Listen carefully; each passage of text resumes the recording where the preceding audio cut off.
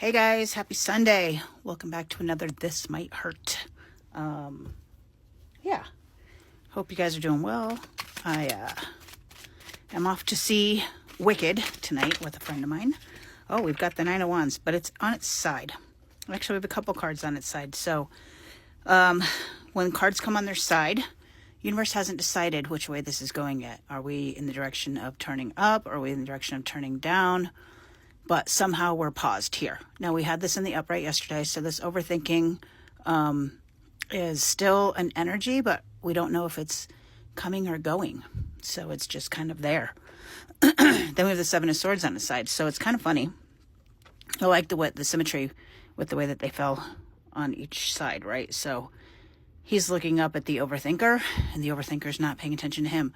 Seven of Swords is about deceiving. Right? Something is being,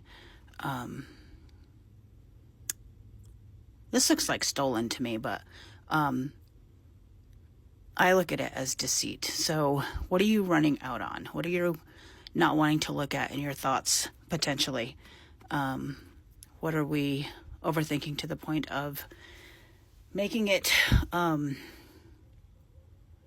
thing, I guess, right? So, this might be like, is he running away? Is he about to get caught, or is he just running away?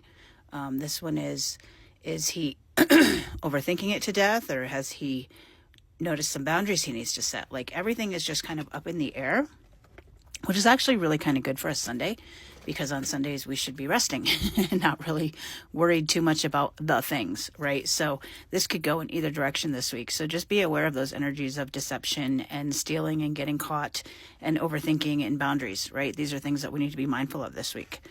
Because today they haven't really decided what they're going to do. So tell me more about this energy today. Tell me more. Tell me more about the energy today. All right. So we have King of Cups in reverse and the Ace of Swords in the upright. So I think they fell this way. King of Cups in the reverse is more about, well, in the upright, he's definitely taming his emotions. So maybe feeling overwhelmed by emotions. Maybe it's some sort of manipulation. Are you manipulating yourself? Right? And with all this overthinking and this deception, is this a way of you manipulating yourself, which absolutely can be done. I had heard a podcast. This was, now I'm going back to like 2020. And back then I was into all the things, right? And I was really big into twin flames. And I heard this phrase called trauma bond. And which is really nothing more than toxic codependency, for those of you who don't believe in such things.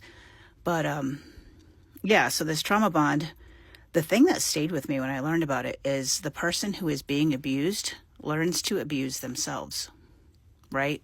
So, for example, I was with someone and we were on the highway and he had missed an exit.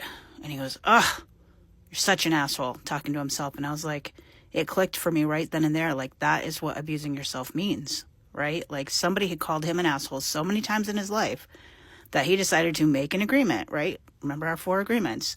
Make an agreement that was a new belief system. And so then he learned to call himself that. So I feel like that's what this King of Cups is in the reverse, right? Just maybe take a look at your belief systems. Take a look at the voices in your head and ask yourself, is this my voice, or is this a voice of someone else who I decided to take on as my belief system? This might be somebody you trusted. It might have been a teacher, a parent, a spouse, whomever, right? Somebody you trusted that said something that you decided to make your own. Question those things, right? Make sure that we are checking in with ourselves and making sure that the things that we decide to believe are truly ours, right? And if we do decide to believe them, that we are rewriting a different story, that we are setting the boundaries of, you know what, I choose not to believe that anymore. And the last card out is Ace of Swords.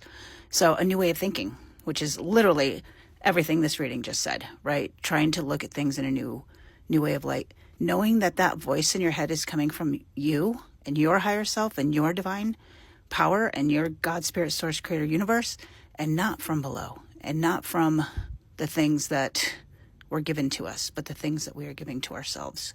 New way of thinking about those things. Swords are about our thoughts and our words.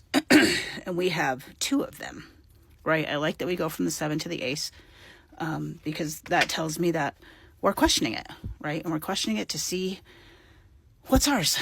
I like that. All right, so let's get some advice for the week. Or, well, for the day, because I'm going to do another one tomorrow. The advice is the Emperor in reverse. So how can we take a seemingly good card that is seemingly negative and turn it into advice? Check your ego. The Emperor in reverse is all about ego and that hubris, that arrogance, that pride that goeth before the fall. Make sure that you are not using your healing as a weapon, if you will, or that you are more healed than anybody else, right? We're all on our own journeys at our own pace, at our own whatever, right? We need to make sure that we are not trying to make other people do the things the way we do them, right? Everybody's journey is their own. It's not linear. It's not, just because what I did at 54 doesn't mean that's what you have to do at 54 or 24 or 44 or whatever. What works for me on my path, on my journey with my history may not be what works for you. And that's okay. Doesn't mean that my way is better. Just means that it's different. And I think that's what the advice is. Have a little compassion and understand that everybody's journey is different. What we don't see coming is the Tower in reverse. So that tells me that we've avoided some sort of big surprise, right? When we're on the lookout for these things, then things to surprise us don't come as a big surprise. It can mean that there's a big change coming, but rather than letting it hit you upside the head like a 2x4, you're actually embracing it and welcoming it and expecting it, really, because the Tower is about unexpected surprises. So if you're expecting a surprise, it's not really a surprise anymore, right? So it could be disaster averted, right? If you are open and welcome to change, if you are open and welcome to each challenge and struggle as being an opportunity for growth, then it doesn't really feel like it's a disaster, right? So I'm going to leave it there, guys. That's your 10-minute tarot for today. Hope to see you tomorrow. Take care.